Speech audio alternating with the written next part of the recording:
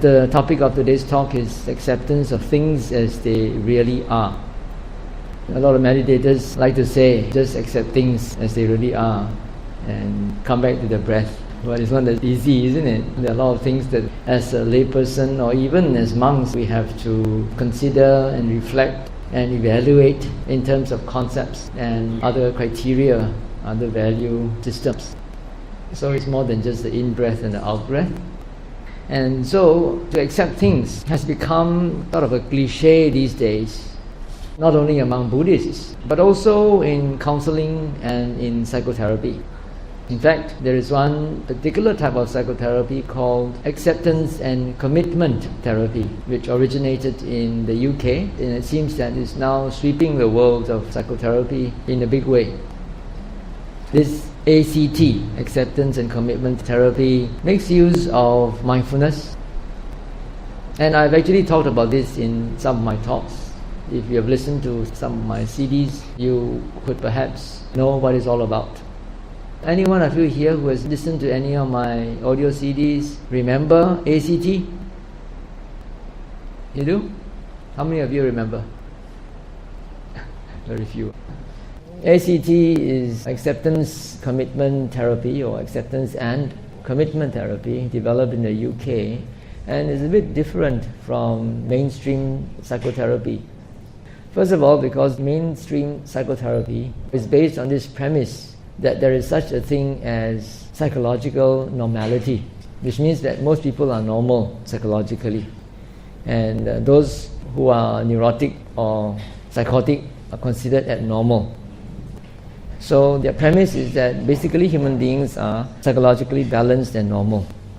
But acceptance and commitment therapy questions this assumption based on research findings, peer-reviewed research papers, which show that a large number of the human population is actually suffering psychological stress in various ways.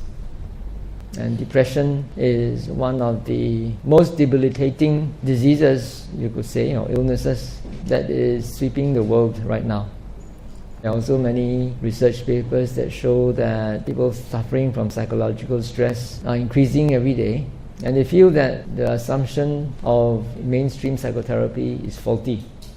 On the contrary, they postulate that thoughts or thinking in the human mind are actually destructive by nature, and it is all based on the way we think, based on the verbalization of our thoughts, ideation and conceptualization. Because human beings can think, it is both a boon and a curse. On the one hand, precisely because we can think and conceive of various concepts and ideas, then we can plan for the future.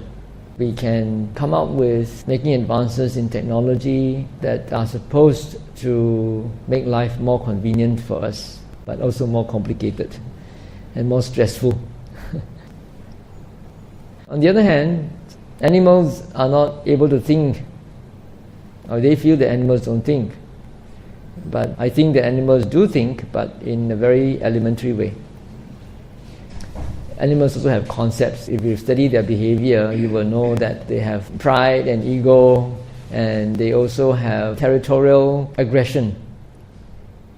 If you look at how dogs behave, they try to assert their authority or superiority over other dogs. So you can see that there's also some sort of thinking going on, but maybe more elementary in nature. Anyway, their basic premise is that precisely because human beings have this ability to think, they also think themselves into stressful situations. Look at all our emotional distress. How we feel emotionally is actually a result of how we think, isn't it? How you interpret a situation, how you perceive a situation. And if you don't question your thoughts, if you don't question the rationale behind your thoughts, or how your thoughts are constructed, what they are based on, and you simply believe your thoughts and keep on thinking, you could very well be creating suffering for yourself without your knowledge. Why? Because our thoughts sometimes are based on certain assumptions and expectations which are not accurate and sometimes even untrue. So if we simply listen and believe in all our thoughts without actually questioning their source, their rationale, the assumptions and expectations behind them, then we get into trouble for nothing. This ACT, Acceptance and Commitment Therapy, makes use of 6 principles, and I have actually created an acronym for these 6 principles using a more Buddhistic terminology that we can all relate to easier, because they use quite psychological terms which we may find a bit difficult to understand and relate to. The acronym that I created is DABOPA, DABOPA. I couldn't come up with something more catchy like Pepsi Cola. That's the closest that I can come, okay? DABOPA. D means to dissociate or disidentify. That means we don't identify with our thoughts. For most of us, even though we are Buddhists and we believe in the concept of non-self, we still think that our thoughts are us. We are our thoughts. Our thoughts belong to us, or they constitute our self. Right? Sometimes when you're aware of your thoughts and you don't like your thoughts, you have dirty thoughts, you have malicious thoughts, you have thoughts of anger, of conceit, of envy or jealousy. And then being Buddhist, sometimes you recognize those thoughts and you know that they are unwholesome, right? And then you chide yourself, hey, how can I have such dirty thoughts or such unwholesome thoughts? Don't you chide yourself? Right? Isn't that identifying with it? Identifying with those thoughts? Because you think that those thoughts belong to you. And you have an idea of how you should be. I'm a Buddhist, so I should be holy, I should be virtuous, I should not have such unwholesome thoughts. Yeah? That is also another identification. So you're identifying with this idea of how you should be, and you're also identifying with the thoughts, thinking that they are your thoughts. So you suffer because you identify with the thoughts. On the other hand, if you have wholesome thoughts, generosity, open-mindedness, receptivity, patience, forgiveness, and understanding, and you see all these qualities within yourself, and you can also feel very proud. Oh, you see, I'm such a good Buddhist. See, you're also identifying with those thoughts. As long as you identify with the thoughts, whether they are wholesome or unwholesome, you're in for suffering. Okay? And this applies to people who are depressed or people who are suffering from low self-esteem. It's because they identify with their thoughts, thinking that they are their thoughts. That's why they suffer. So the first step is to disidentify from the thoughts. Thoughts are just thoughts. They're not you. They arise because of conditioning. Many levels of conditioning. Let me give you an example. If you happen to be angry at someone whom you're not supposed to, for example, your parents, when your parents grow old, they tend to be forgetful, and some of them become incontinent. So when you're taking care of your parents, you sometimes become impatient and become irritated, and you scold them. I've told you so many times, you should clean yourself properly before you do this and do that. Now, after you do this and do that, but they forget. They forget to switch off the lights, they forget to clean themselves, they forget to close the door, and so forth. And you get very irritated and you scold them, get angry at them. And then suddenly you realize that you shouldn't be angry at your parents because they have spent so much time and effort and also money in bringing you up, and you should be grateful to them and support them. So when you have such a conflict in your mind, one is that you're irritated and you scold them, and then suddenly you realize that you shouldn't be doing that. Then you regret and you chide yourself, oh, how can I be such an ungrateful son or daughter? How can I have such thoughts? And you feel bad about it, right? So this is double suffering. First, you suffer because you're irritated. Secondly, you suffer because you regret that you had such a thought, thinking that you are supposed to be a good daughter, a good son, and you are not supposed to have such thoughts, but such thoughts arise. And the second suffering comes about because we identify with the thoughts, right? It is my thought, it is me. I, the sense of I, the image of I is supposed to be such and such. So it's because of this identification that we multiply our suffering.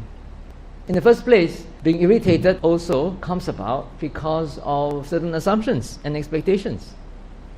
You have said that many times, and you assume and expect your parent to be able to remember instructions, simple instructions, and you've said it so many times. But is that a valid and accurate assumption or expectation? Yeah, you don't question that, you just believe the thought. And because of that, you cause suffering for yourself. The irritation arises, you scold the parent, and then after that you regret. So all this comes about because of identification, for one thing, and unquestioned rationale in your thinking and emotion. So in this ACT, acceptance and commitment therapy, their first principle is to disidentify yourself from your thoughts. The thoughts are not me, they are not mine, they are just products of past conditioning and certain assumptions and expectations. That's the first principle, D. A means to accept. Accept the fact that the thought has already happened. If it is an irritable thought, it's an angry thought, it will produce certain feelings in your body. We call it an emotion. You feel miserable, right? What happens to you when you get angry? Your heartbeat increases, you breathe faster, heat emanates from your heart, you feel tense, you feel congested in the heart area, and you might even feel a sourish feeling in your stomach, in your guts, right? So these are all manifestations of an angry thought. An angry thought has actually triggered off the production of certain amino acids in your body produced by the glands, and these are being secreted, affecting the healthy cells in your body, and that creates these miserable physical sensations on top of having that unpleasant thought. So when you identify with the thought, you reject it, thinking that you should not have that thought because you have that image of yourself. And that reaction also is a rejection, which is also unpleasant. It is another form of aversion, another form of anger. So the first thought of irritation, of anger, produces this first round of neuropeptides that causes miserable sensations in the body. And the second round of regret and chiding yourself produces another round. And if you cannot stop yourself from continuing this process of thinking and blaming yourself, you will continue to produce all these amino acids and feel miserable. Okay, once you feel miserable, you want to get rid of that feeling, right? You don't like that feeling. So that is also another thought, another aversion that arises. And that also will cause the production of even more amino acids, more neuropeptides. And so it's like a very vicious cycle, and keep on producing all these things until sometimes it becomes so worked up that you cannot even sleep at night. So the second principle is to accept. Accept the fact that the thought has already occurred. You cannot undo it. Accept the fact that this unwholesome, unpleasant thought has produced all these chemical reactions in your body and you're feeling miserable. Accept it. It has already happened. Don't aggravate it by becoming upset. Okay? Accept it and don't think about it. So what do? If you don't want to think, you have to do something, because the nature of the mind is to think. So you have to substitute another object for the mind. The next principle is be present. Be present means being with your senses, because your senses can only take objects of the present moment. You can see, hear, smell, taste, and feel with the body objects that are right in front of you, right here and now. Right? But your mind can do things of the past, future, and get involved in concepts and imagination and fantasies. That's why you have all these thoughts. So when you want to stop thinking, you bring the mind back to the present moment, to objects of the present moment, be aware of the sensations in the body, objectively, with acceptance. So that goes on to the third principle, be present. And then the fourth principle is observe the self. Now for them, although they use Buddhist principles, they don't believe in not self. They believe that there is an immortal self. So they say that when you are able to step back and look at all these things happening, previously you had this train of unwholesome thoughts that were upsetting you, and now suddenly you step back and as a witness and as an observer. And this is this self that is looking at all these things that had just happened with equanimity. And this self is not affected by the anger, by the blame, and so forth. So they say that, oh, this is your permanent, unchanging soul. And therefore, although circumstances and the thoughts may come and go and fluctuate depending on your mood and your reactions, this permanent, unchanging self, the witness is always there. You can always step back and be one with it. But for us Buddhists, we would say, observe not self, because there's no self there. There's just a knowing mind. Where does this awareness, this knowing mind come from? We say it comes from conditioning. You learned about this, you reminded yourself to disidentify from the thoughts, you reminded yourself to be in the present moment, to step back and to watch things without reaction. But where did all this knowledge come from? From your teacher, from an instructor, from a psychotherapist. So these are all the past conditioning that has brought about this awareness. So we look at it in terms of not self, not the permanent unchanging self. It is a conditioned phenomena. Okay, so Dabo, D-A-B-O, and B means to prioritize your values. Now, like Mr. Gore said just now, he's got a lot of Buddhist meditators who are his friends, and they say always come back to your breath. That may be very good advice when you are in an intensive retreat. But when you are in the world, you have to make a decision. You cannot just apply that principle of, oh, be aware, cut, be detached. Alright, you cut off yourself from that thought, you don't pursue the thought, but you still need to evaluate to see whether that thought is useful or not. Is it a productive thought? Is it an idle thought? If it is a productive thought, then you might want to pursue it. If it is an idle thought, then you just disregard it and come back to the present moment. If it is a non-productive thought, let it go, come back to the present moment. Then, when you have cooled down, you still got to make a decision. Something happens in your office, your staff does not follow your instructions, and then your client calls you up making some complaints, and you are very angry, so you're going to scold your staff. Is that more important, or is it more important to set things right immediately so that your client benefits as soon as possible? But you have to get yourself into the right frame of mind first. First of all, maybe you have to go through this process of Dabo, and then Pa. Pa here means prioritize your values. You have to now evaluate your thoughts, evaluate the situation according to certain values that you have. If you're a Buddhist, you have Buddhist ethics, Buddhist values. What is it that you want to do? Then you make a decision based on your values, right? You want to serve your client well. You want to set a good image for your company. You also don't want to show to your staff that you are a boss who cannot control his temper, or you want to present good public relations. Whatever values that you have to prioritize them, and then A means to act accordingly. Right? So this is what the Bopa is all about. So inside here we have also the concept of acceptance. Accepting things as they really are has got two very important conditions involved. First of all, you got to find out what do you mean by things as they really are. What is reality anyway? And how do you accept? Do you accept purely in a fatalistic way, or do you accept with understanding? Some time ago, we also had a discussion in SBS, in Sasanaraka Buddhist Sanctuary, with our monastics. We were talking about acceptance, and one of the monastics stressed that it is very important to accept with understanding, not merely accept in a fatalistic way. I will come to more concrete examples later. And because if you don't accept with understanding, you either accept things in a fatalistic way or in a subservient way, which are also not really very commendable actions. Now let's look at our early Buddhist texts.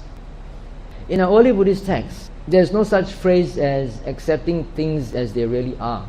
This is something new actually, although it's now very common and almost a cliche in Buddhist circles. This is quite alien to our early Buddhist scriptures. The more common phrase in the early Buddhist text is Yatha Bhuta Jnana Dasana, knowledge and vision of things as they really are. Yatha Bhuta, as they really are. Jnana Dasana, knowledge and vision. Now, this is more than just acceptance. When you see things as they really are, when you understand things as they really are, you don't stop there. This leads on to the next step, which is nibbida, disenchantment. And from nibbida, it leads on to dispassion, viraga.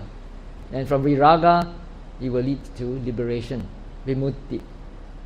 So, when we look at the progress of insight according to the Pali Canon, in the early Nikayas, there are only 4 steps. First, you have Yatha Buddha Jnana Dasana, which is knowledge and vision according to reality. Then you have nibbida, disenchantment. Then you have viraga, which is dispassion. And finally, you have liberation, which is vimutti. So only 4. Nowadays, we talk about the 16 insight knowledges. This comes from the Visuddhimagga, not found in the suttas. As I said, this phrase, Yatha Buddha Jnana Dasana, does not stop short of it. It does not stop right there. It's not just acceptance, full stop. When you just accept things, thinking that they are really what they are, without wisdom, that could be something deluded. It could be something fatalistic. The word acceptance is also used in Buddhist texts, but in certain particular contexts. This word is called adivaseti, to accept, which is also translated sometimes as to endure, to forbear, depending on the context. For example, it is okay to accept requests that are in accordance with the Buddha's teaching, but not otherwise. For example, if somebody invites a monk to a house dana, then he can adivaseti, he can accept the invitation. If somebody offers tiger meat or elephant meat or snake meat to a monk, he cannot accept, because monks are not supposed to eat that sort of meat. So he cannot accept it. Now, in the commentaries, the word adivasana, which is the noun of to accept, acceptance, is often combined with the word kanti. You know what's kanti? Patience. Adivasana kanti. Adivasana kanti means the patience of endurance, of forbearance. To stress that patience actually implies forbearance and endurance. So, patience is also a form of acceptance, right? You are patient with someone because you accept his shortcomings. The Buddha encouraged acceptance only in 3 circumstances. When we are confronted with painful bodily feelings due to injury, for example, or sickness, or bites by insects or animals. So when you're afflicted by pain in such cases, then you accept them for what they are. There's pain, and you can't really reject this pain because it's already there. You have to learn to accept it and to watch it and to take steps in order to overcome it, but not merely by mentally rejecting it. This was the term they used when the Buddha was hurt by a splinter of rock, and it was very painful. It seems it hurt his leg very badly, but at that time it seems that he accepted the pain, endured the pain without feeling oppressed by it. That means he did not react to it in a negative way. He could just step back and observe the pain for what it is, accepting it for what it really is. Sometimes when we are confronted with painful mental feelings by, for example, someone cursing you or saying scandalous things about you, so that will create some mental reaction, something which is untrue, and then you say, how can that person say such a thing to me? You might feel hurt, you might feel angry. So the Buddha says, in such cases, you must learn to accept those words. They are just words, don't have to react to them. This is particularly true when monks sometimes go to a certain locality where people are not real Buddhists, they don't have faith in Buddhism, so they might actually say something very insulting. Many years ago, when I was still a very young monk, I was traveling in a mass plane from Bangkok back to Penang. When I stepped into the cabin, I was placed in the middle seat, and on my left was a woman, on my right was a man. So I requested the stewardess if I could switch place and sit at the corner next to the man instead. And then this Australian guy wasn't very pleased, and he said something very sarcastic. Oh, they keep away from our women. The stewardess was Chinese, so she felt a bit offended by that. I could see that she was flustered. She told off the Australian man and says, we should learn to respect one another's religion. But I just listened and smiled, and I got my seat at the corner. So sometimes monks might be confronted with such insulting remarks, especially from people who are not Buddhists. So the Buddha says, in such cases, you must learn to accept these words without reacting to them. Another time that this was used was when the Buddha finally passed away and the monks came to know about this. The monks who were anagamis and arahants who have attained the third and the fourth stages of awakening were able to take this because they knew that all sankharas, all conditioned phenomena are subject to decay and will eventually dissolve. And so they accepted this. This is a normal state of affairs. But the monks who were not yet attained to those stages, the Sotapans and the Sakadagamis, some of them were very deranged and they started to wail and weep and say, how can our Blessed One go so fast? We haven't completed our course yet. We need your advice. How can you leave us so quickly? So they were wailing. But the rest of them accepted it as it is because this is the natural course of events. So these are the three occasions, three types of circumstances where acceptance of things as they really are is encouraged. However, the Buddha emphasized that a monk should not accept defiled thoughts when they arise in his mind. Defiled thoughts means thoughts that are associated with attachment, with desire, with likes, and thoughts that are associated with aversion, with anger, with sadness, sorrow, disappointment, frustration. All these negative thoughts that arise in him should not be entertained by him. He should not accept them for what they are. In fact, he should recognize them and immediately abandon them. Now, abandoning does not mean rejecting. We must make a very, very clear distinction between abandoning and rejecting. Rejecting means trying to push it away. Abandoning means not pursuing that thought. Not pursuing that thought means you don't push it away, you change the subject. You come back to the present moment, be aware of present objects. Right? If you are rejecting it, then you will be saying, oh, I shouldn't have such thoughts. I'm such a bad person. I'm such a bad monk. That is rejecting it. Go away, pushing it away. How can you push the thought away? That is rejecting.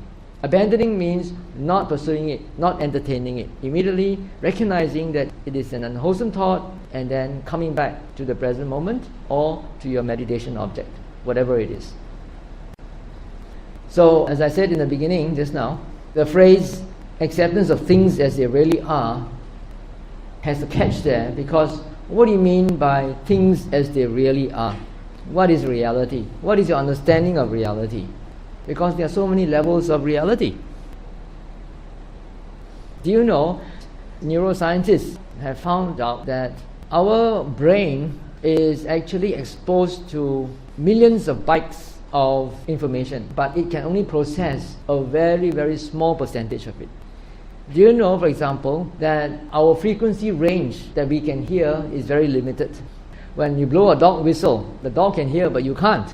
It doesn't mean that the frequency doesn't exist. You have handphones and you can receive a call through the vibrations that are going in the air, traveling in the air, but you can't hear it with your ears. Doesn't mean that the frequency doesn't exist, right? So there are a lot of things that we cannot perceive with our senses, and that's also part of reality. So what do you mean by things as they really are? How do you know what they really are? You wouldn't know. So how can you accept many things if you can't really know what they are?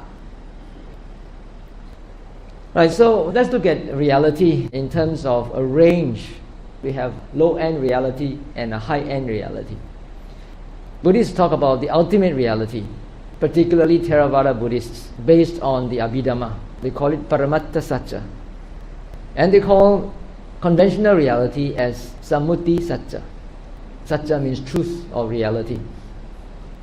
Now, Paramatta Satcha and Sammuti Satcha, these two terms are very Theravada because these two terms are not found in the suttas, not in the Pali suttas.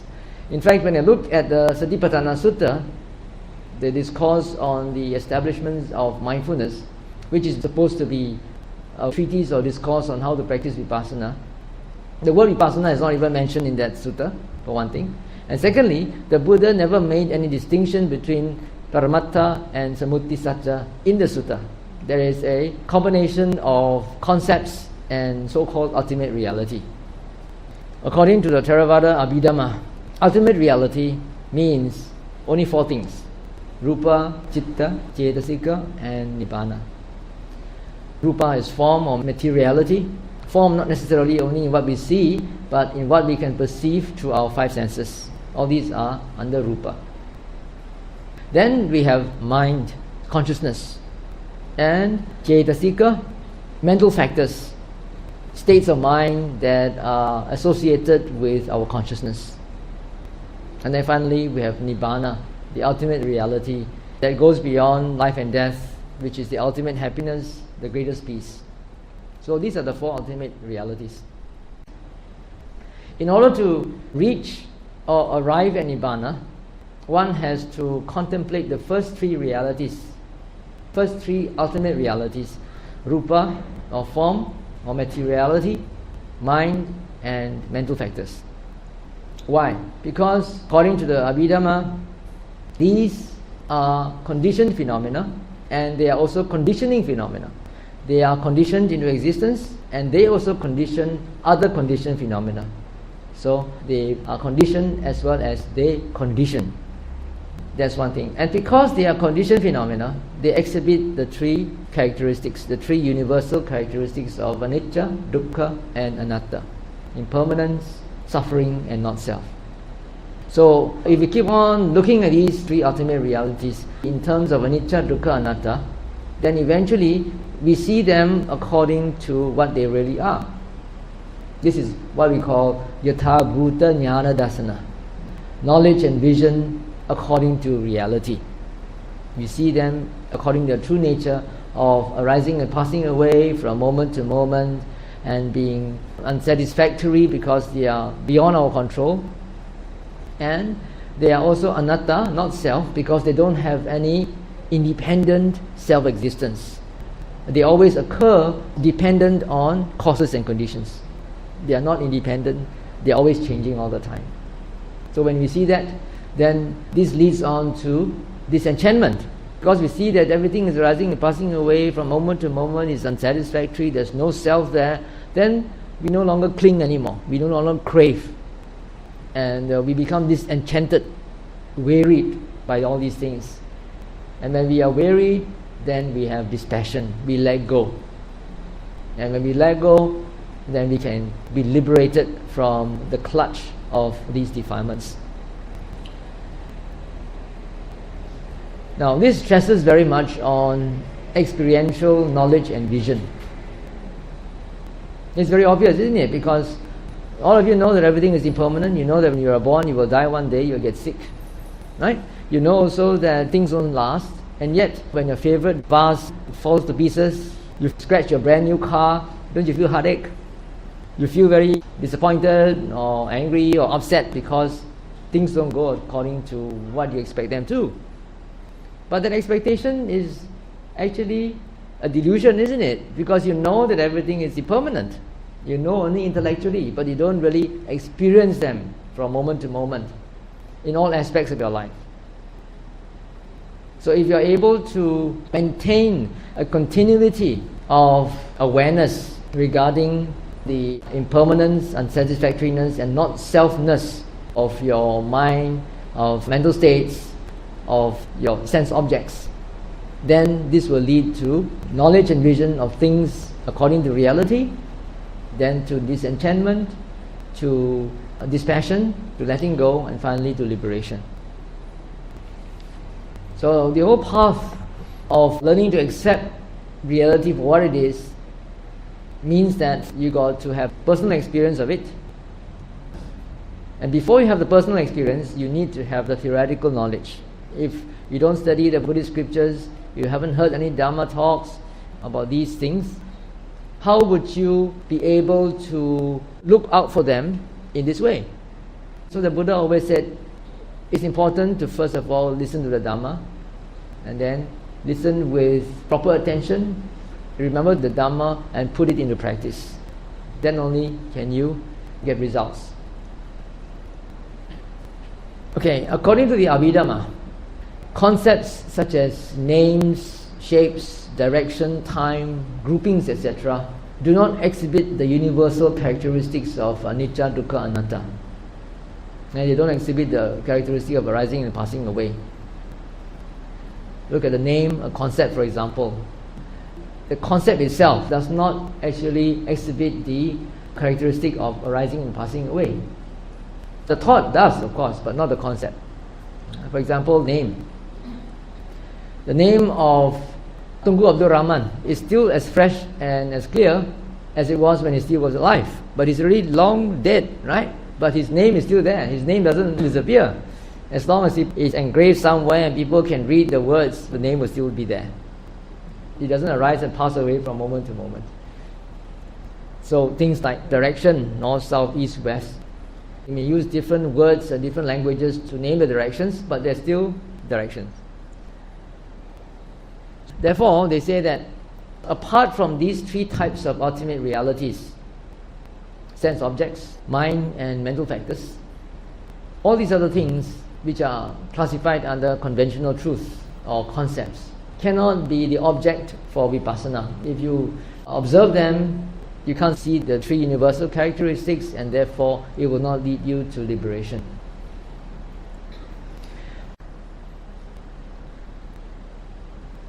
However, we cannot deny that thoughts are also conditioned and conditioning phenomena that exhibit the universal characteristics of anicca, dukkha, anatta.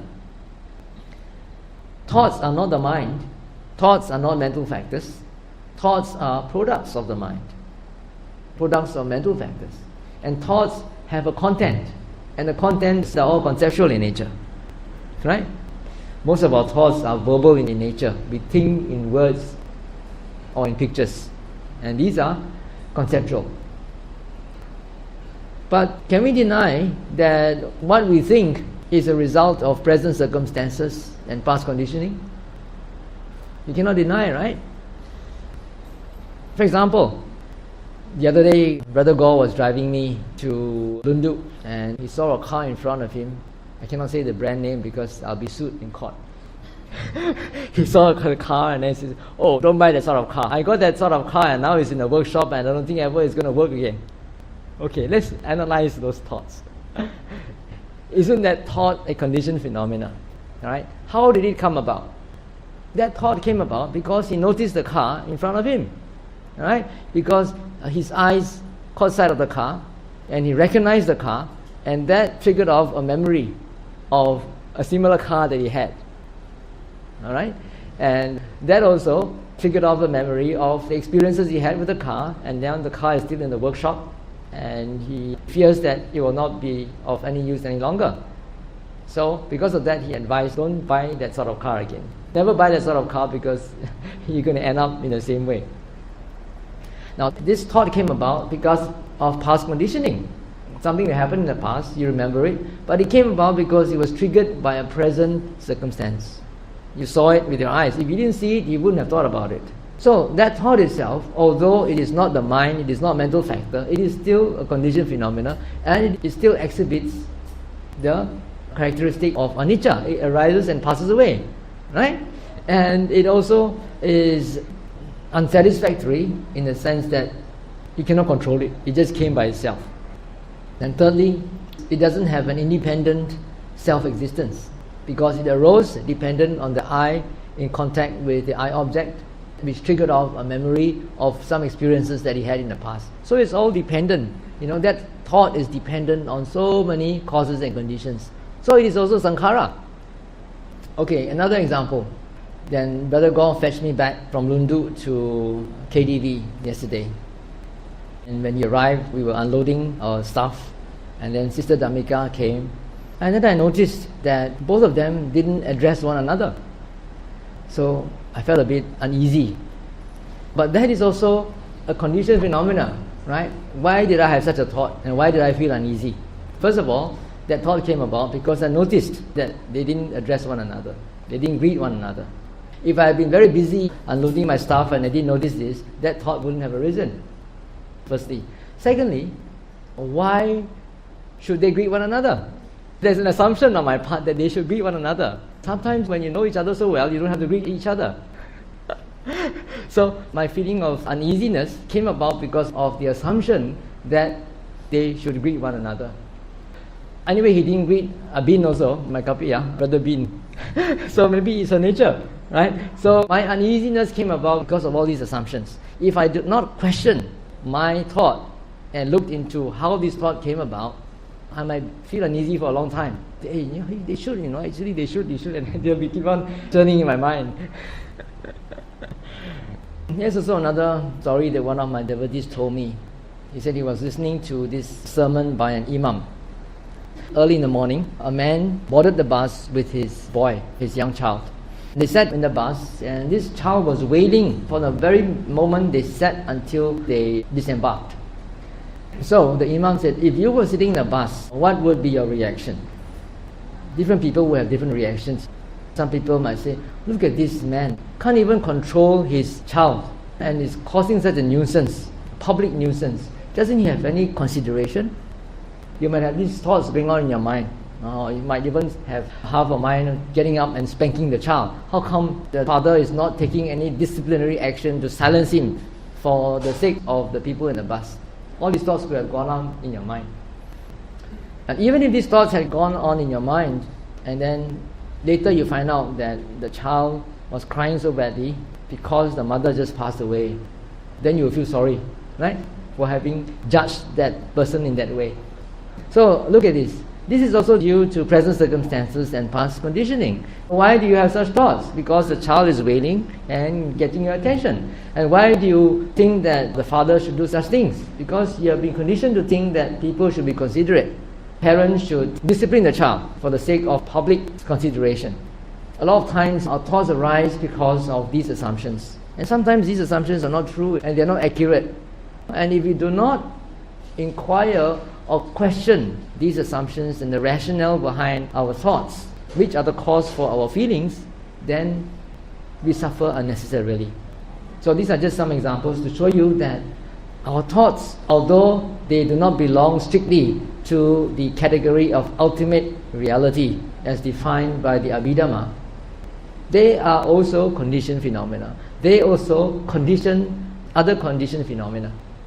So they are also, in a sense, if you look at them in terms of anicca, dukkha, anatta, in terms of impermanence, suffering or unsatisfactoriness and not self, that can also lead you to happiness, to contentment, to understanding the true nature of your thoughts and accepting the thoughts for what they are by not rejecting them, because if you understand, then you can accept with understanding. When you accept with understanding, then you can learn to let go. However, there are many situations and circumstances in our life which are also conditioned phenomena. They may not necessarily be ultimate reality in the sense that they are not rupa or citta or cittasika. So many conditions, for example, if someone meets with an accident, why did the accident happen? Because of causes and conditions, right? You can see that it is also something that is subject to anicca, to dukkha and anatta. Same thing, it's a conditioned phenomena. If you are able to look at things that way and to keep on reflecting continuously or continually in your daily life, in all aspects or in as many aspects of your life as possible, then you can reinforce this idea, this perception of impermanence, of unsatisfactoriness, and of not self. When you develop this perception, then the Buddha says this will lead to disenchantment, to letting go, dispassion, and finally to liberation. In many suttas, the Buddha says, monks, develop the perception of impermanence, develop the perception of not self. Monks, dwell observing impermanence again and again, dwell observing unsatisfactoriness again and again, dwell observing non-self again and again. And as I said in the Satipatthana Sutta, the discourse on the establishment of mindfulness, the Buddha did not make a distinction between ultimate reality and conceptual reality as done by the Abhidhamma. There is a mixture of concepts and ultimate reality in the Satipatthana Sutta. Coming back to real life, whatever that means, to the world of illusion which we all take to be so real, we have to exercise discretion to distinguish whether to accept without change or with change, something which we believe to be real. Otherwise, we will end up being fatalistic or apathetic. For example, look at your physical appearance. Your body build. You were born with that sort of body build. If you don't accept it for what it is, you're going to end up being very frustrated. Right? For example, I can eat as much as I want to, but I can never become like Mary. And she can go on a fast and she can never become like me. Right? Because there are certain things you can't change. And so we have to accept this for what it is. Well, you can say the conventional truth, but still we have to accept it. How about your complexion? What do you think? Can you do anything about it? You can, ladies got a lot of facial makeup, some things to smoothen your skin, even you have a lot of pimples. And one of the best things you can do is to use urine therapy, use urine to massage your body and your skin and your hair, and you get very good complexion. So this is something you can change. But you have to use the discretion, what you can change and what you cannot change. Even Michael Jackson, look at him. He has a complete facelift and he's completely different from what he was when he was a kid. How about hair color? In the old days, if you are born black hair, you have black hair. But now, with black hair, you can turn a blonde, right? You can turn a brunette. You can turn whatever color you want to. Many years ago, when I was staying in Sarawak, Brother Gore was very, very concerned about his son going through that adolescent period, and he dyed his hair in patches and strips of different colors. He was very upset. Why was he do that? He didn't question that his thought at that time. Why not? That was what Ajahn Brahm would tell you. Why not? Why do you have expectations of how a person should behave? You have your own standards and other people have their own standards. I have also got a very bad experience with my father. When he was still alive, at that time I was in first year in university and I was sporting long hair. My father was a very old-fashioned man. He didn't like long hair and he asked me to cut my hair a couple of times. I didn't. And so one day he gave me an ultimatum. So one day I sat down with him and then I talked to him. I said, look, my hair is not your hair. If you want to cut your hair short, you can cut it short. If you want to leave mine long, I can leave it long. I was wrong. He wasn't very happy and he said, well, there are a lot of things that we want to do but he cannot do. And he gave me his list of grouses that he wants to do but he cannot do. But anyway, after that incident, although it was not a very pleasant conversation, although we trashed it out, a lot of emotions were involved, he left me alone. At least I took a stand. Okay, anyway, certain things you can accept and some things you can't. Okay, so now a lot of people have their hair falling off and turning grey. They like to dye it black, or they want to put on a wig or put on some lotion to grow back their hair. Why? Vanity. What's wrong with grey hair? After my father passed away, when I was in my second year and third year, my mother's hair began to turn grey. Nowadays, people's hair turn grey sooner. The old days, not so soon, probably because of junk food and EMF radiation. Anyway, she was already in her 60s and started to turn grey, and then she was putting all this dye. At those times, the dyes were not so sophisticated, and some of them were caustic, caused a lot of skin problems. So I told her, look, Mom, you're already so old. Why gao sua ji chui? Now, who are you trying to seduce, What's wrong with grey hair? You look great. You look more elegant and more gracious. And then she said, really? I said, yeah. So after that, she started dyeing my hair. And she really looked great. Grey hair also looks nice. It depends on how you look at it, the perspective. And then recently when I was in Tawau, I met my old friend, childhood friend, an Indian. And I saw that his hair was so beautifully black. And I said, hey, what do you do? How come our hairs are all getting grey but yours is still so black? He says, my hair has been falling off and now I'm actually wearing a wig. He said, when I was younger, I had to grow a moustache and wear a beard because I look too young. And I want to do business, I must look old. So now I shave everything off because I want to look young. So not accepting things according to what they are. Okay, another thing is your temperament. There are various ways of classifying temperaments. But I find this fourfold way of classification from the Greeks very interesting and very applicable also. The first one is called a sanguine, the second is a choleric, the third is a melancholic, and the fourth is a phlegmatic. These are very big words. If you want to remember in a simple way, the first one is a person who wants to do things the fun way. The second one is he wants to do things his way, my way. The third one is one who wants to do things the best way. And the fourth one is the one who wants to do things the easiest way. So imagine if these four people get together, what a great fun it will be. But you do have all these other people, particularly in societies, in organizations. Yeah? And there's this thing about opposites attract. Sometimes also when people fall in love, it's because of their opposite qualities. For example, a melancholic is the one who wants to do things the best way. He's a thinker. He always likes to think and do things in the best way, and he's a perfectionist. Whereas a phlegmatic is the one who wants to do things the easiest way. He's a very sloppy sort of person. He's very untidy and very sloppy. Whereas this guy, a melancholic, the one who wants to do things the best way, is a very tidy person, very meticulous. So they sort of attract each other, fall in love, they get married, and then after they get married, they start to quarrel. Why? Why is your room always in such a mess? For goodness sake, tidy up lah, and so forth, quarreling with one another. Because you can't stand each other's personality after a long time staying together. Right? So if you have landed yourself in such a situation, you must learn to accept things for what they really are. You already weathered yourself for life, and then you have the children to think about, and you can't do otherwise but to accept. These are just four main classifications, and it doesn't mean that a person is 100% one type. You could be a combination.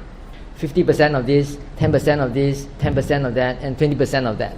So it's more complicated than what it seems. So see which is more predominant in you. Sometimes it's a combination of 3 or 2 or even all of them. And you may also have children who have such personalities. One child may be so different from the other. One might be an introvert, the other one an extrovert. And if you want to be like the other, you're just like trying to ask a durian to be a papaya. So you must learn how to accept that also. Yeah? Acceptance for things as they really are. Yeah? There are only certain things we can change and some things we cannot. What we cannot change, well, leave it and accept. Change yourself. Change your attitude, your expectations, your assumptions. If you can change another person, very good. If you can't change the other person, you have to change yourself. Right? If you're in a work environment and you cannot change the other person, your colleague or your boss, then either you change yourself or you change your job, or else your mind will change your body. And you get into trouble, you get cancer or whatever, a tumor or whatever. Right? So you need discretion to be able to decide whether you want to accept things as they really are, or there is some chance of changing things. But if you're a meditator, particularly one who has trained yourself to watch your mind, your thoughts, how your thoughts come about, how you react habitually in certain ways, then you can actually make a difference. If you understand how your thoughts are formed, you understand your habitual tendencies, and you want to correct yourself, you can, to a certain extent, more than what a non-meditator can do. So if you want to be really extra careful, then you must learn to let go. For example, I'm a combination of some of these things. And one of my strengths or weakness is being a perfectionist. I want to get things done in the best way. But since I've been watching my mind, sometimes I can see all these perfectionist tendencies arising in me, wanting to do things in the perfect way. Then I will assess the situation. Look at the constraints. Do I have the time to spare to get this done in this way or not? If I have, and then I can indulge in it. If not, then I have to learn to let go. Yeah, particularly when I'm working with other people. When I first started SBS, for example, I was very perfectionist, and the contractors were all very scared of me because I always make sure that everything is according to spec. If anything goes wrong, they have to redo. So I got a bad reputation in Taiping. Say, you want to work for this monk, you better be careful. You cannot cheat him, And then later on, I began to let go. Found out that sometimes you don't have to be that perfect. A bit crooked, never mind. Even if it's not 90 degrees corner, if it's 92 degrees, it's okay lah. Especially it's not too big a square. Okay. And I'm particularly impressed by KDV. When I went to see the toilet, all the floor tiles are all very square one. Usually the rooms are sengit a bit. When you put the tiles, you can know they're sengit because the tiles don't align. But then you see all the tiles in KDV, they're really fantastic. Very well aligned. So I heard that the contractor was quite a professional, high-class contractor, and he's done a lot of very big jobs before, and he wanted to do a good job. Don't know who the supervisor is. Whoever he or she is, I must say sadhu.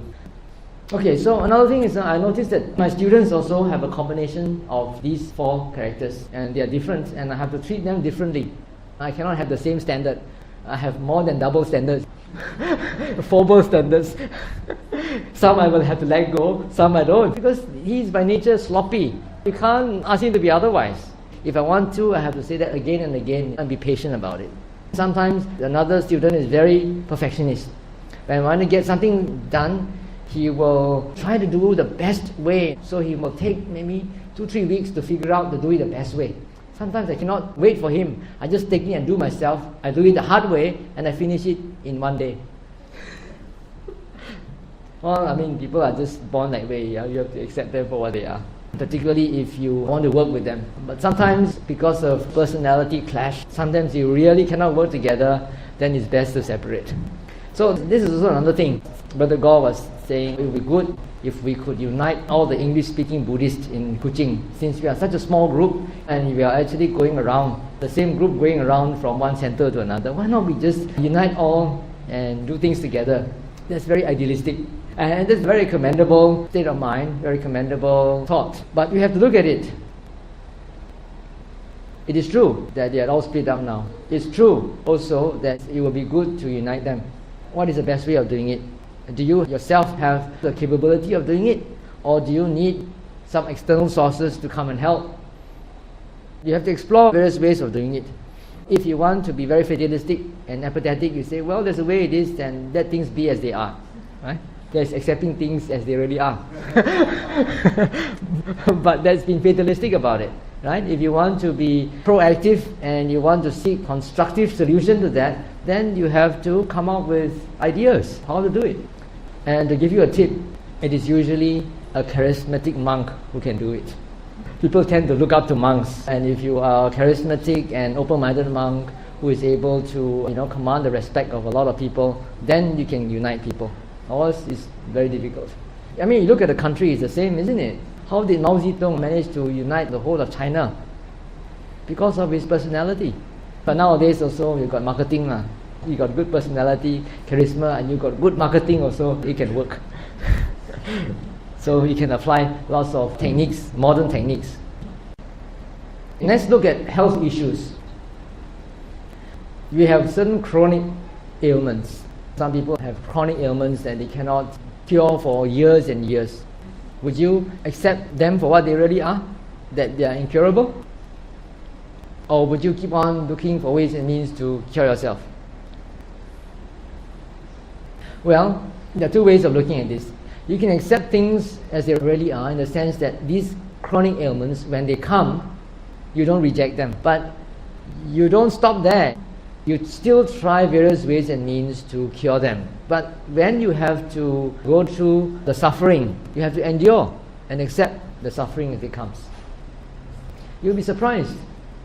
I'm actually in the process of revising a book that I translated more than 25 years ago. It's called Dhamma Therapy. It's a compilation of cases of meditators who are doing intensive vipassana meditation, and they cured themselves of many illnesses. Many of them were chronic diseases that had been with them for 10 years, 20 years, and they could just cure that disease in a retreat. 20-year illness can be cured in a 2-month retreat. When the book comes in, you'll see how interesting these cases are, and maybe it can give you some inspiration. There's also another thing about introduction of Wi-Fi technology. And also scientists have come to this conclusion now that the use of handphones will also increase the risk of brain cancer in you. Children nowadays are using handphones. You'll find that in 20 years' time, there will be an increase in brain tumors and brain cancer because of the EMF. So certain things we can accept for what they are, certain things we cannot accept, then we have to fight for it. But we have to assess the situation, evaluate the situation to see whether the reality that we perceive is accurate or not. And look at it from various angles. Also in this world, there's so much political and social injustice, right? For example, social injustices. There's unequal distribution of wealth and usage of resources in the world. What can we do about it? Do you just accept it as it really is and just be apathetic about it? Or is there anything that you can do about it? This is talking on a global scale. A lot of things on a global scale we cannot really help. Like the global economic recession, although it has barely scratched Sarawak, it's going on in many parts of the world and hit America very badly. I just saw a week or so ago in the internet that there are a lot of tent cities now cropping up in the States because people can't afford to pay their housing loans anymore. They are retrenched and so they have no house to stay and they have to stay in tents. Also, 1 out of 50 children are homeless. Fantastic, in the States. It has really reached quite a deplorable state. So what can we do about this?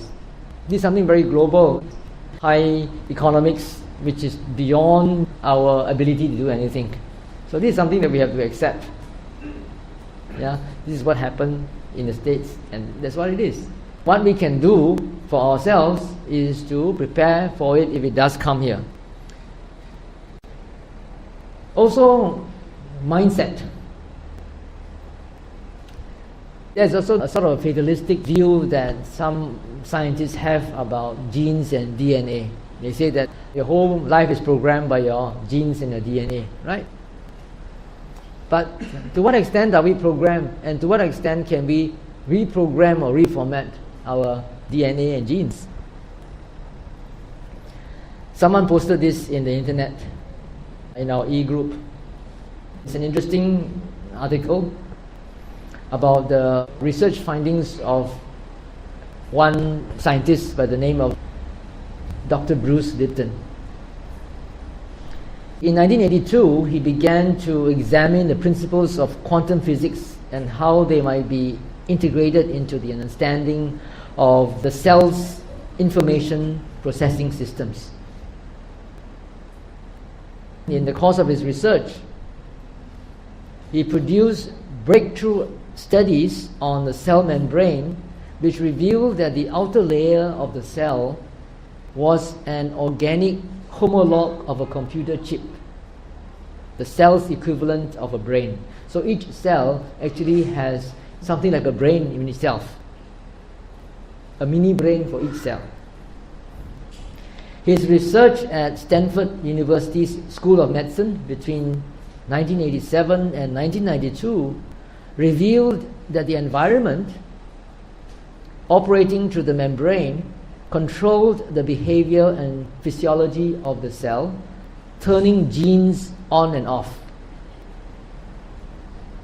His discoveries, which ran counter to the established scientific view that life is controlled by the genes, presaged one of today's most important fields of study, the science of epigenetics. What he's trying to say is how we react to situations can actually change the genes in our body.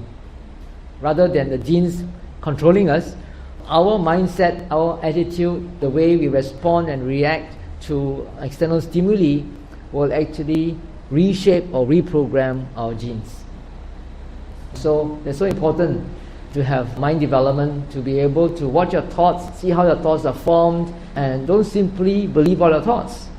You must investigate so that you can change your habit patterns, change your mindset, your attitude towards life. If you don't watch your thoughts, you don't understand how your thoughts are formed, then you become a slave of your habitual tendencies. But if you understand, then you can undo and become a master of your mind.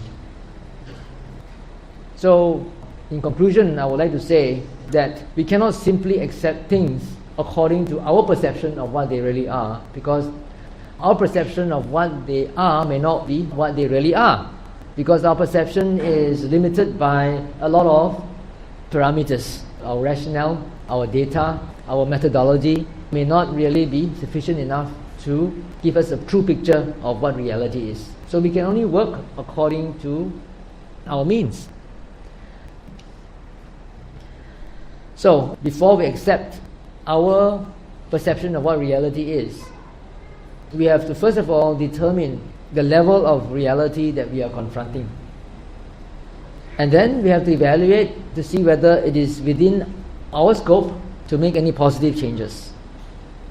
Then we make changes according to Buddhist ethics and principles. And all these require wise attention and mindfulness and full awareness, which I have been stressing since I came to Kuching. We need to remember all these principles. We need to exercise full awareness in terms of evaluating whether a decision that we are going to make is going to be beneficial, whether it's appropriate, whether it's relevant, and whether it's realistic or not. So we cannot simply accept things in a fatalistic way, but we must use our discretion to accept what is not within our power to change, and to accept that we can change certain things, and then we act based on Buddhist ethics and principles. Okay, so I'd like to end the talk here. If any comments or questions, please feel free to express yourself. Yes, any comments or questions? Monday, my question is related to the subject that I think most of us are aware of, the Mayan era, the year 2012. The date given is 21st December 2012, where we might expect some crisis. So can Bhante advise us how to accept this so-called subject as it approaches us, I think quite soon. The question is about the so-called end of the Mayan calendar, which is supposed to end on the 21st of December 2012, whereby it is predicted that there will be some crisis, some catastrophe that will affect the whole planet Earth. And so the question is, how would I advise on how we can accept that or face that or prepare for that? I understand that Venerable Mahinda had a seminar recently. Alert, did you attend that? Yeah, I did. You did? Yeah. Then you should share with us. I didn't attend that.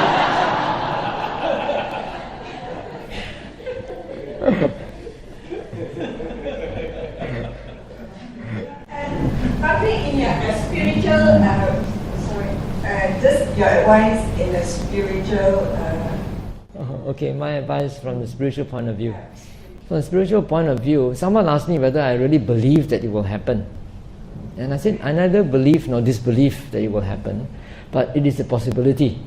When you talk about quantum theory, everything is a matter of possibilities and probabilities. But it is not an unfounded possibility, because those people who are advocating the very high possibility of this occurring also make research in astronomy, making observations of what's happening to our world right now. They know the position of the earth and so forth. What can we do is to do more wholesome deeds, practice more metta, loving kindness, compassion. Maybe as a consolation, there's also another theory which says that this is the age of Aquarius, Aquarian age. And the Aquarian age is the time when human consciousness is making an unprecedented elevation, being uplifted and elevated. That's why now there's an unprecedented interest in spirituality, something that has not happened in the whole history of mankind, whereby lots and lots of people are getting to be very spiritual, not only Buddhists, all sorts of spiritual systems. And they say that because of this change of human consciousness going upwards, ascending of the human consciousness, and because the planet Earth is already now overpopulated, nature has its own way of correcting the imbalance. So, one of the ways is all these natural catastrophes are happening and they are eliminating a lot of human population. Planet Earth cannot sustain itself any longer at the way we are reaping its resources. So what happens is, while nature is trying to correct this imbalance, those who are not spiritually matured would have to go first now, make way for those who are spiritually mature.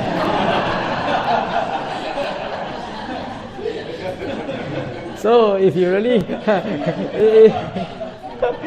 so you know what, you get what I mean? Yeah? So you better be more spiritually inclined. Get your priorities right. Personalize your values towards spirituality rather than materialism. Then you'll be the survivors. Okay?